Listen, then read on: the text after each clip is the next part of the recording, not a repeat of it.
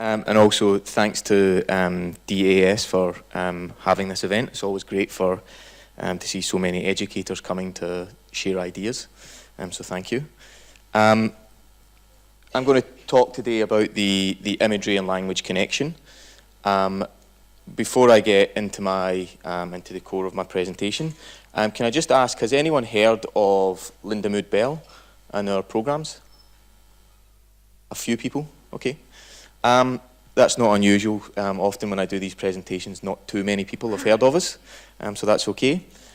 So a little bit of background about who we are. We've got 120 learning centres throughout the world.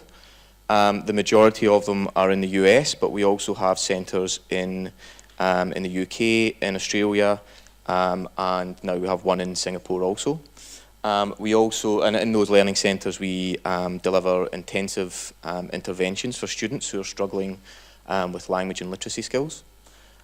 We've got thousands of school projects where we work with schools to affect the change in the literacy results of those schools. We deliver professional development workshops for teachers and other professionals, and we train them in ways to use our programs within their own environment. And we also have data on over 40,000 students.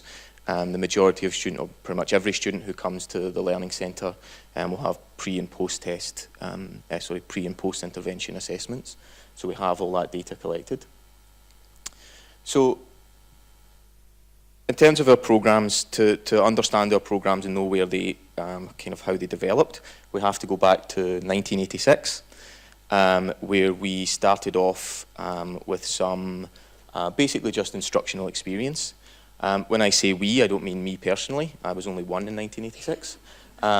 It was our co-founders, Pat Lindemood and Nancy Bell, who back in 1986, they were working with students. And they were trying to teach students how to read, and they were seeing some of the things that we still see today. Unfortunately, they were seeing students who, some students who were learning to read really easily, and other students who were really struggling to learn how to read.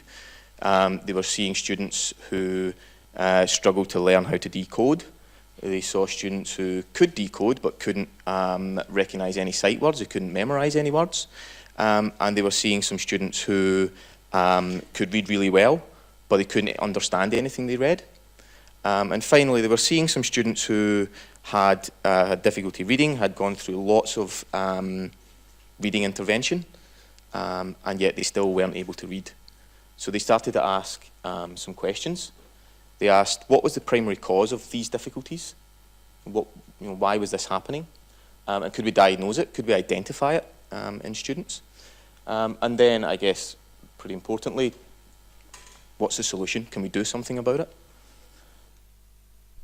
And a few things that we learned that weren't the primary cause are some of these things here that I think we would, are generally not the primary cause, nothing to do with socioeconomic status, to do with ethnicity or anything like that.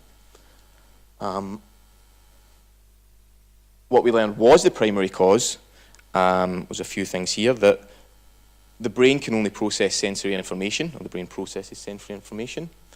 Therefore, the primary cause of these difficulties is at a sensory level. And the individuals who struggle with language and literacy skills also show to have weaknesses with these sensory inputs. And we call these sensory inputs sensory cognitive functions. And that's what I'm going to talk about through a lot of the rest of my presentation. So we identified three sensory cognitive functions. We've got phonemic awareness, which I'm sure everyone knows what that is. We have symbol imagery, which is the ability to create a mental image for the sounds and letters within words. So if I had to say, give you a bunch of letters, you'd be able to picture those letters in your head and tell me what that word said. If I had to say the letters C, L, A, P, everyone would be able to see what that says. Let's clap. So that's you using your symbol imagery, because you're not seeing anything there. I'm giving you letters, you're picturing them in your head and then decoding them. And then we have concept imagery, which is the ability to create an imaged gestalt, or an imaged whole, for oral and written language. This concept imagery I'm not going to speak about too much through the rest of the presentation. I'll touch on it once more, but we'll focus more on the symbol imagery.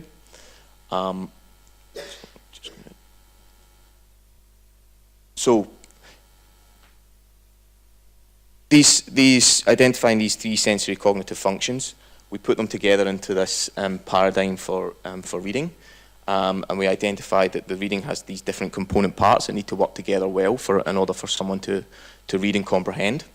The first component part we identified was an auditory component. And here we're looking at the phonological processing and the decoding. We have a visual component where we're looking at the orthographic processing for word recognition, and that's where symbol imagery comes in. And we have a language component where we're looking at contextual reading, taking in the cues from what you've read in order to help you improve the fluency of your reading and your vocabulary. And then finally, around the outside there, we have the comprehension component, and that's where that concept imagery comes in. So that's great. We've identified these things. We've started to answer some of those questions. So what can we do about it? So for our instructional model, as I already mentioned, processing language requires that sensory input, and that processing is a cognitive act. So if we have to develop an instructional model, that instructional model must be based on a theory of cognition if we are saying that it's a cognitive act. And the theory of cognition that matches those experiences that Pat and Nancy were seeing is the dual coding theory. And I don't have enough time today to go into a huge amount of detail about the dual coding theory, but it's essentially saying that cognition is an interaction between language and imagery. It's very basic, but and as I said, we identified the two types of imagery that were really key.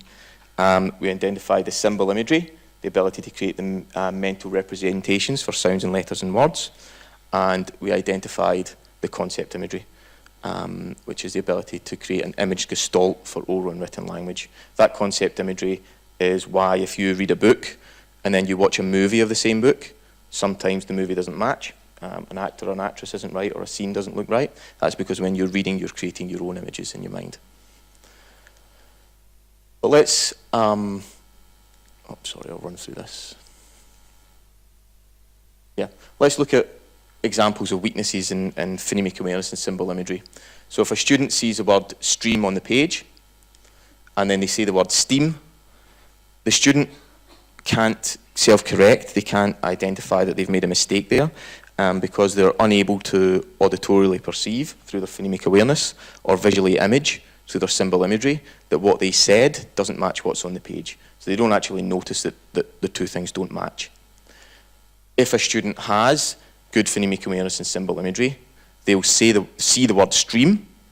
They might make a mistake because unfortunately we all still make mistakes. And they'll say steam, but they're able to image in their mind the letters that they just said and see that they didn't match what was on the page. Because they can auditorily perceive and visually image that they omitted the R, that they didn't put the R in there. So in order to become an independent reader, we need to be able to self-correct. In order to self-correct, we need to be able to monitor our own reading. And in order to monitor our own reading, we need that sensory input, the sensory input of the imagery in order to do that. Now, let's have a quick look at a student that we saw, again, not me, years ago. But this is a very typical student that we would see in our learning centres today. Buzz was 12 years old. He had been diagnosed with dyslexia. He'd been in many years of special ed, and he was still really struggling to read. And he'd had lots of phonological processing intervention. And we assessed Buzz. I'll skip through this. I'll have to skip through some of my slides for the sake of time, so I apologise for that. But by the end of 6th grade, Buzz really didn't like reading, he really hated it, and he really struggled to be able to read. So we assessed Buzz, and we saw, first of all, we done an assessment of his vocabulary, and we found out that his vocabulary was at the 75th percentile. He had very good vocabulary, no issues. We done a word attack test. He could decode words as well as I can. 95th percentile decoding, fantastic at decoding words. All that phonological processing intervention had worked for his word attack. He was decoding words, no problem. His word recognition, though, was at the 37th percentile. So he was still struggling to recognise words on the page. His ability to follow directions was at the 75th percentile. So he had no issues with oral language processing. He could understand language, no problem. And then we did a reading test, a passage reading test. His rate came out at the 10th percentile. His accuracy was at the 25th percentile. And his fluency was at the 16th percentile. And then his comprehension at the 37th. So despite the fact that he could decode words to the 95th percentile, he still really struggled to read across the page. And that was because he couldn't recognise the words. He didn't have any word recognition skills, really. So what we saw is that for Buzz and for lots of students we see, he had their orthographic processing, so for Buzz, hadn't improved despite the phonological processing improving and that becoming much better. So that word recognition wasn't increasing along as the word attack was, and the contextual reading was really slow. I had lots of guessing, and he was really frustrated. And Buzz essentially was an analytical reader rather than a global reader. He wasn't using all of those component parts. He was only using the auditory component to try to decode every word on the page. And by doing that, he essentially was still struggling to read. So for a global reader, what a global reader does is he focuses more on the orthographic processing and uses the phonological processing as a backup. So you do need the two of them, but you use the orthographic processing first. And if you think about the way that you read, you can kind of see this in action. When you're reading, as good readers, most of the words on the page there are sight words for us now. We just instantly recognise them. We don't really have to sound them out. But if you're reading, well, for me, a medical journal, or maybe a foreign name that I've not seen before, you'll straight away slip back into using the phonological processing, and you'll sound the word out, and then you'll say it, and you'll get it right. But then the next time you'll say it, you'll see that word, after maybe seeing it 2 or 3 times, that'll also become a sight word for you, and then the next time you see that word, you use the orthographic processing to recognise it and read it. So you use the orthographic processing first as the kind of primary, and the phonological processing as a backup when that's not working. So, and it's that symbol imagery that allows you to do that orthographic processing for the image. So another little example of symbol imagery. I show you the word on the screen there. If I take that away, and I asked you, what was the third letter you saw? There we go. Everybody's got good symbol imagery. Everyone can still see that word there. Everybody knows what it's there. For a kid who struggles with symbol imagery, you show them that word and take it away, and they've got no clue what was there anymore. It's gone instantly. They can't retain it. They can't hold on to it. So some symptoms of weak phonemic awareness and weak symbol imagery. I won't run through all of these. I'm sure you're all aware of it. It's just a kid who's struggling to read and showing all of the signs of that. They are often diagnosed with dyslexia. So at the beginning, I talked about starting with instructional experience, and then seeing, asking those questions, linking with a theory of cognition, and then developing an instructional model.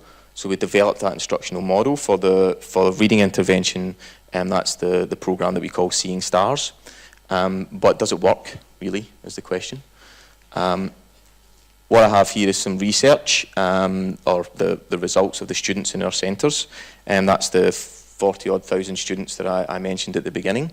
So it's from who these students received Seeing Stars instruction from between 2008 and 2017. 2008, I think, must be when we started to hold on to all that information.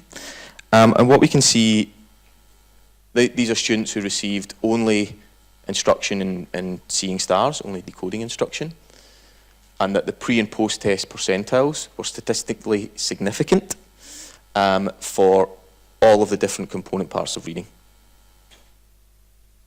And that this were either large or medium changes in their decoding. So that's great, that was working really well. For kids with dyslexia, it was exactly the same. We're seeing statistically significant changes in students' ability to image words, to decode words, and to recognise words, to spell, and accuracy as well in reading. Again, large or medium scores. And these people who were diagnosed with dyslexia weren't diagnosed by us. It was third-party diagnosis, so we didn't have a part of that. So again, we asked some questions, we developed the instructional model, we see that it's, we see behavioural changes, we see the students improving in their reading skills and beginning to read better. But if we are, again, linked to a theory of cognition, then we need to see, well, what does it make any cognitive change then? Because if we're linking it to a theory of cognition, and we need to see that it makes a cognitive change. So that's where, over the last few years, there's been a lot of work at Lindemood Bell. And these are some of the, just a few of the research collaborators. We work with lots of universities to study students' pre and post intervention with us. Two of the main studies here, we're going to focus on the Georgetown University study. The University of Alabama study was looking at the concept imagery that I talked about, that ability to create the mental representation for the image gestalt for language, and that was working with kids with autism. And it showed that there was more functional connectivity after intervention. If you want to find out more about that, you can chat to me at the end. I can send you the research and things. But like I said, we'll focus more on the Georgetown University study. So it was published in the Neuroimage article. So we had 11 students who were identified as having dyslexia, and they received explicit instruction to develop the symbol imagery through the Seeing Stars program and have that applied to their reading. After 8 weeks of reading, the kids in the study showed marked improvement, statistically significant changes, in several reading and reading-related skills that are mentioned there: word recognition, rapid naming, word attack, and even passage comprehension. And the improvements, most importantly for this study, were accompanied by changes in the brain, what was actually happening in the brain. So there were 4 areas in the brain that showed an increased volume, increased grey matter volume at the end of the intervention, and these included areas that were involved in memory and mental mapping.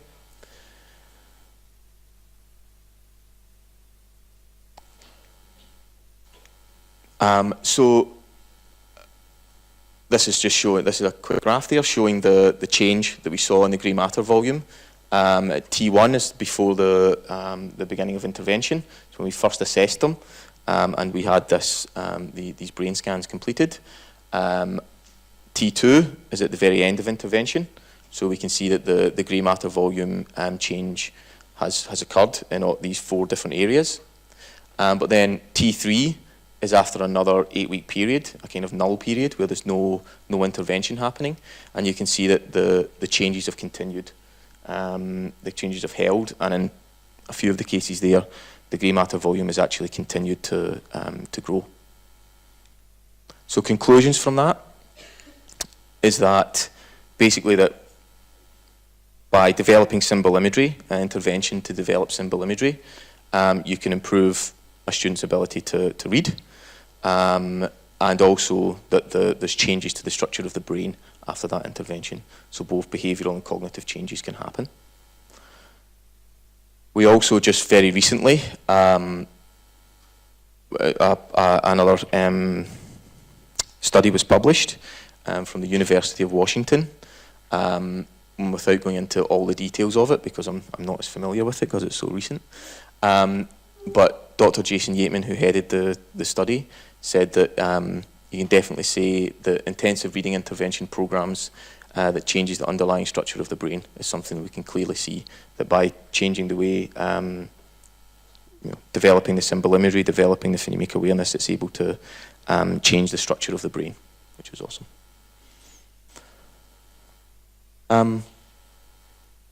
So very quick summary.